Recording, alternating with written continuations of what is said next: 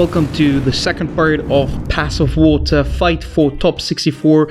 First round we won already, as you could see in the previous video, and now we're directly jump in the second fight. You can still know we've been staying as bomb team, and trust me, this is not as easy as it was in the first round because TPA did strong adjustments to their gameplay. And now, you directly see the first thing I did mistake. I didn't bomb because I thought I'm second in, and so we lost the facility for short just because of the second person behind me. We could directly get it back, and we also did the second mistake. As you could see, I wrote it in the chat.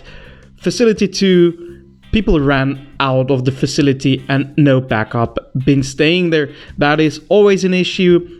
And that is why I always say in all my Pass of Water videos, do not leave facilities, keep staying, especially our opponent had all supporter skills, so it's really bad. And we have again a situation that we lost F5, but Marcus decided to run to F3 just because it was easy victory, it was free, so it was just a nice adjustment. But still, you see, we do lose constantly facility 2 because they adjusted also the strongest player again that used to play on bomb before and adjusted to Vanguard, and we had no one who's capable of beating that person with a 1 march. So we need at least 2 strong marches, and partially we sent not the strongest against him, so we lost time and advantage, so they could reinforce again and again.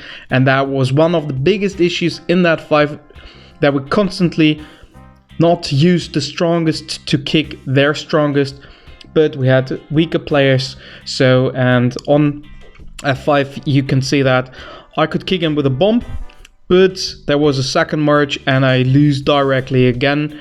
So now that Marcus went back and kicked him also with a bomb. Our bomb management was not good as it could have been, but it was not that worse that it has seen in other matches.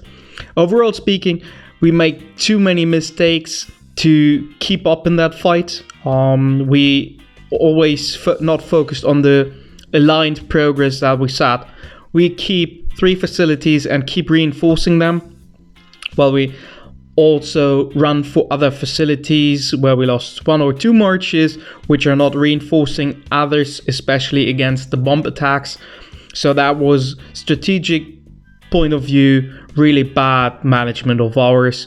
That's why and you can assume it, that we lose this fight. So the second round will not be on our side. We did too many mistakes. We did not focus on the right facilities. We moved too often and left a facility empty.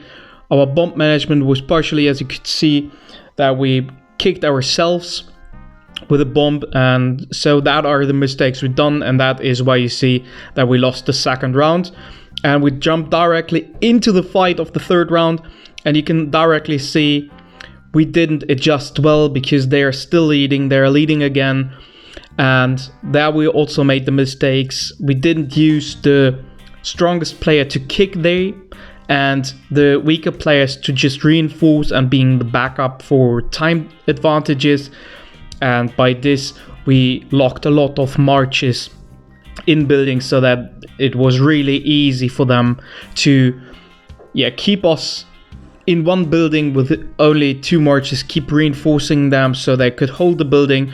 Well, we had no chance to occupy it and get it back. So that's why we lost it, and we lost because we couldn't adjust to our first performance and counter their adjustments on their players. So that was strong adjustments from TPA. Honestly, great gameplay. We didn't expect at all that we go further because they had a far stronger player.